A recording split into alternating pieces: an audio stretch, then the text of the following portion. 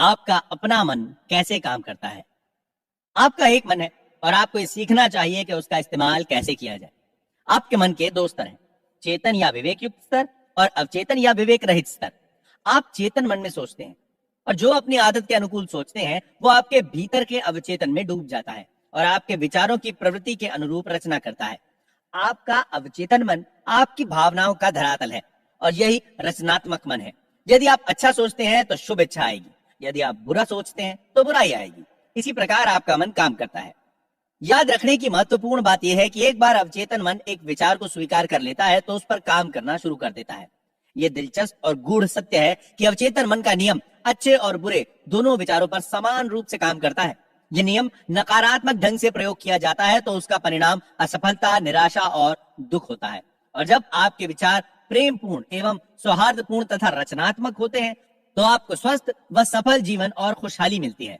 जब आप सही दिशा में सोचना और एहसास करना शुरू कर देंगे तो मन की शांति और स्वस्थ जीवन मिलेगा। जो कुछ आप मन और वचन से सच मानेंगे, आपका अवचेतन मन उसे स्वीकार करके उसे आपके अनुभव में ला देगा। आप उसका अनुभव करेंगे। आपके लिए केवल यह जरूरी है कि आपका अवचेतन मन आपके विचारों को स्वीकार कर ले। आपके अपने अवचेतन मन का नियम ही आपके लिए अच्छा स्वास्थ्य, शांति अथवा जो पद आप प्राप्त करना चाहते हैं वो आपके सामने प्रस्तुत कर देगा। आप आदेश या निर्णय देते हैं और आपका अवचेतन मन वो विचार जो उसे दिया गया है आपके सामने पूरी निष्ठा से प्रस्तुत कर देगा। आपके मन का नियम यह है, आपको अपने अवचेतन मन से उन विचारों या चिंतन का प्रतिरूप या प्रतिफल मिलेगा जो आप अपने चेतन मन में रखते हैं। मनोवैज्ञानिकों और मनोचिकित्सकों ने साबित किया है कि जब विचार आपके अवचेतन मन को प्रेषित किए जाते हैं, उनकी छाप मस्तिष्क के पटल पर आ जाती है। जैसे ही आपका अवचेतन मन किसी विचार को स्वीकार करता है, वो तुरंत उसे मूर्तिमान करना शुरू कर देता है। वो विचारों से मिलकर काम करता है और आपके उस ज्ञान का पूरा प्रयोग करता है जो आपने जीवन भर एकत्र किया है। वो इसके लिए आपके भीतर मौजूद अनंत शक्ति, ऊर्जा और विवेक का प्रयोग करता है।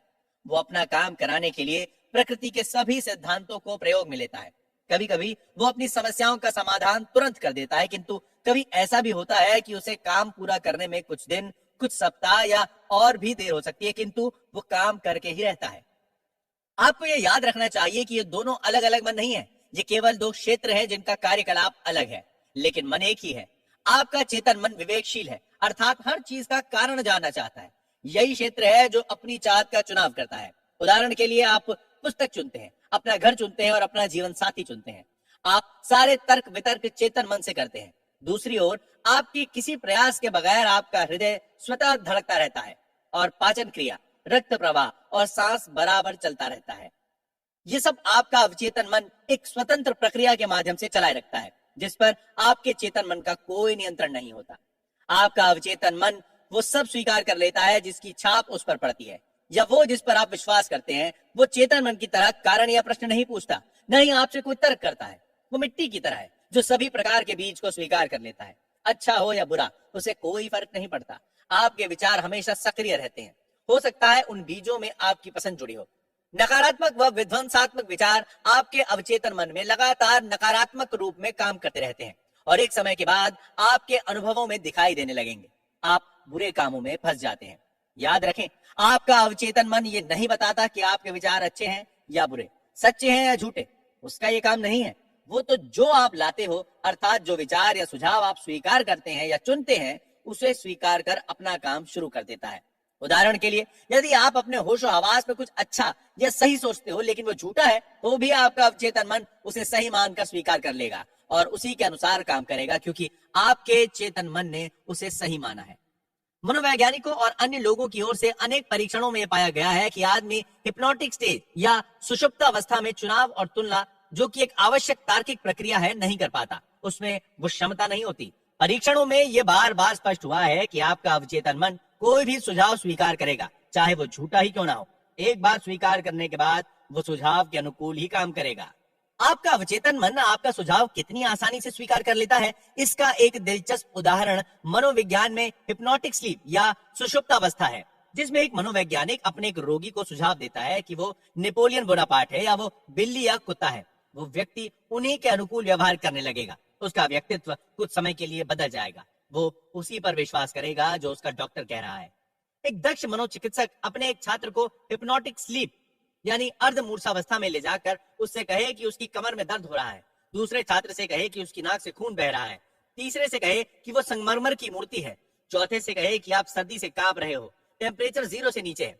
आप देखेंगे कि प्रत्येक छात्र उसी सुझाव पर काम करके वैसा ही व्यवहार कर रहा है जो उसे दिया गया है। उन सभी छात्रों के वर्तमान का वातावरण से कोई सरोकार नहीं होता, क्योंकि वो सुझाव में नहीं है।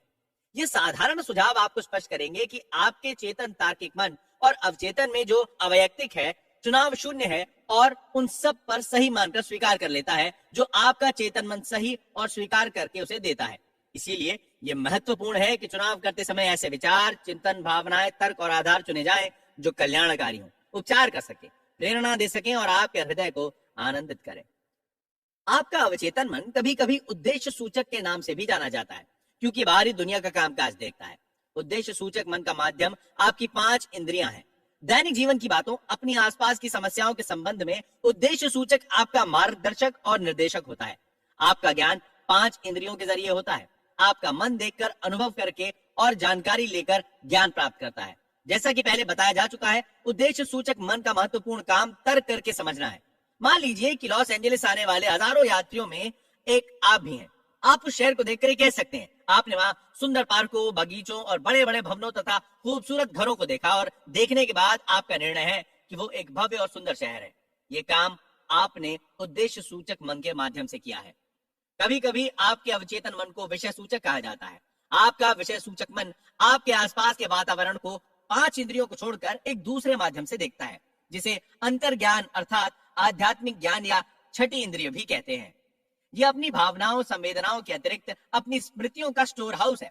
आपका विषय मूलक मन उस समय सबसे ज्यादा कार्य करता है जब आपका उद्देश्य सूचक मन नहीं रहता। दूसरे शब्दों में, यह वो बुद्धि है जिसका चमत्कार तब होता है जब आपका उद्देश्य सूचक मन निलंबित या सोया हुआ रहता है, सुषुप्त अवस्था में होता है। विषय सूचक मन को देखने के लिए आंखों की या किसी और प्राकृतिक इंद्रिय की जरूरत नहीं होती। उसके पास जो सामने है और जो सामने नहीं है उसे सुनने की क्षमता होती है। अर्थात वो जो चाहता है देख सकता है, जो सुनना चाहता है उसे सुन सकता है। वो आपके शरीर को त्याग कर दूसरे स्थानों, दूसरे देशों की यात्रा कर सकता है वो और वहां से जानकारी ला सकता है जो हूबहू सत्य होती है। मनोवैज्ञानिक इसे एस्ट्रे ट्रैवलिंग कहते हैं। विषय सूचक मन के जरिए आप दूसरे की भावनाओं व विचारों को पढ़ सकते हैं। आप बंद लिफाफे के पत्र का विषय पढ़ सकते हैं, तिजोरी के बंद कागजों के विषय में जान सकते हैं। आपका विषय सूचक मन किसी संचार साधन के बिना दूसरे व्यक्ति के मन की बात जान सकता है। इसीलिए यह बहुत जरूरी है कि हम अपनी प्रार्थना का सही प्रयोग करने के लिए उद्देश्य सूचक और विषय सूचक मन के बीच संबंध या आदान प्रदान को भली प्रकार समझ लें। आपका अवचेतन मन तर्क वितर्क नहीं कर सकता, इसीलिए यदि आप उसे गलत सुझाव देंगे, वो उसे सच मानकर अपना काम शुरू करके उन्हें दशा, अनुभव या घटनाओं के रूप में पेश कर देगा। आपके साथ जो बातें हुई हैं वे आपके विचारों की छाप के आधार पर हुई हैं, जो अपनी आस्था के अनुकूल आपने अवचेतन मन को दिए हैं। यदि आपने अपने अवचेतन को अशुद्ध या गलत विचार प्रेषित किए हैं और उन्हें आप हटाना चाहते हो, तो उनके स्थान पर रचनात्मक और सौहार्दपूर्ण विचारों को बार बार दोहराएं, जिससे आपका अवचेतन उसे स्वीकार करता है। इस प्रकार विचारों और जिंदगी की एक नई और स्वस्थ आदत डालें, क्योंकि आपका अवचेतन मन आदतों का कार्यस्थल है। आपके अवचेतन मन के रोजमर्रा के विचार आपके अवचेतन मन में गहराई से उतरकर एक आधार बना लेते हैं। यदि आपके दैनिक जीवन के विचार सौहार्दपूर्ण, शांतिमय और रचनात्मक हैं, तो आपके लिए ये बहुत ही उपयोगी है। यदि आप भय, परेशानी और विचारों के अन्य प्रकार से विध्वंसात्मक स्वरूप में मशगूल रहे हैं, तो इसका उपाय यह है कि अवचेतन मन की दैवी शक्तियों को याद करें और स्वतंत्रता, सुख तथा संपूर्ण स्वास्थ्य का आदेश दें। आपका अवचेतन मन चूंकि रचनात्मक है तथा दैवी शक्ति से परिपूर्ण है, वो स्वतंत्रता और खुशी की संरचना करना शुरू कर देगा, जिसका आपने आदेश दिया था।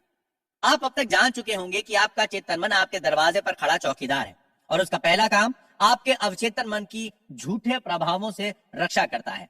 आप अब मन के बुनियादी नियमों में एक नियम को जान चुके हैं।